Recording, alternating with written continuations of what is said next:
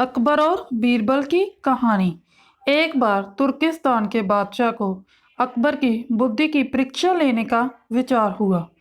उसने एक दूत को पत्र देकर सिपाहियों के साथ दिल्ली अकबर के राज्य में भेज दिया। पत्र का मजमून कुछ इस प्रकार था। अकबर शाह, मुझे सुनने में आया है कि आपके भारतवर्ष में कोई ऐसा पेड़ पैदा होता है जिसके पत्ते खाने से मनुष्य की आयु बढ़ जाती है।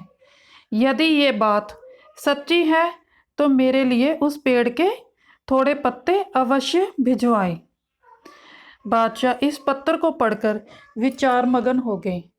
फिर कुछ देर तक बीरबल से राय मशवरा कर उन्होंने सिपाहियों सहित उस दूत को कैद कर एक सुदृढ़ किले में बंद करवा दिया। इस प्रकार कैद हुए उनको कई दिन बीत गए तो बादशाह अकबर और बीरबल दोनों ही उन कैदियों को देखने के लिए किले में चले गए।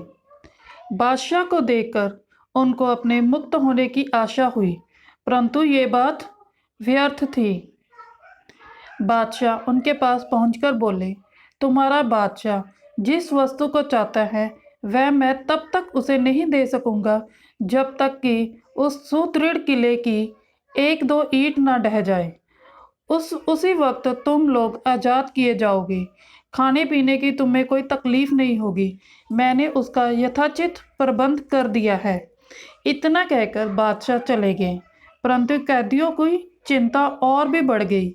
वे अपने मुक्त होने के उपाय सोचने लगे। उनको अपने स्वदेश के सुखों का स्मरण कर बड़ा दुख हो रहा था। वे कुछ देर तक इसी चिंता में डूबे रहे। अंत में वे ईश्वर की वंदना करने लगे। हे भगवान, क्या हम इस बंधन से मुक्त नहीं किए जाएंगे? क्या हमारा जन्म इस किले में बंद रहकर कष्ट भोगने के लिए ही हुआ है?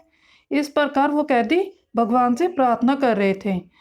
आप तो दीनानाथ हैं, अपना नाम याद कर हम असहायों की भी सुध लीजिए। इस प्रकार वह नित्य प्रार्थना करते रहते। अंत में उनकी प्रार्थना का असर हुआ। ईश्वर की कृपा हुई। एक दिन बड़े जोरों का भूकंप आया और किले का कुछ भाग भूकंप के कारण धराशायी हो गया। सामने का पर्वत भी टूटकर चकनाचूर हो गया। इस घटना के पश्चात दूत ने बादशाह के पास किला टूटने की सूचना भिजवाई और उन कैदियों को छुड़वाने की बात कही। बादशाह को अपनी कही हुई बात याद आ गई, इसलिए उन्होंने दूत को उसके साथियों सहित दरबार में बुलाकर बोले, आपको अपने बादशाह का आश्चर्य बधित होगा, और जब उसका उत्तर भी तुमने समझ लिया है तो मैं आपको आज़ाद करता हूँ। यदि ना समझे हो तो सुनो, मैं उसे और भी स्पष्ट किए देता हूँ। देखो, तुम लोग गणना में केवल 100 हो और तुम्हारी आह से ऐसा सुदृढ़ किला ढह गया। फिर जहाँ हजारों मनुष्यों पर अत्याचार हो रहा है, तुम्हारे बादशाह की आयु कैसे बढ़ेगी? उसकी तो आयु घटती ही चली जाएगी और लोगों की आह से उसका शीघ्र ही पतन हो जाएगा। हमारे राज्य में अत्याचार नहीं होता। गरीब प्रजा पर अत्याचार ना करना और भली भांति पोषण करना ही आयु वर्धक वृक्ष है। बाकी सारी बातें मिथ्य हैं। इसलिए अब ये बात अपने महाराज को समझाओ। इस प्रकार समझा बुझाकर बादशाह ने उस दूतों को उसके साथियों सहित स्वदेश लौट जाने की आज्ञा दी और उनका राह खर्च भी दिया। उन्होंने तुर्किस्तान में पहुंचकर यहाँ की सारी बातें अपने बादशाह को समझाई।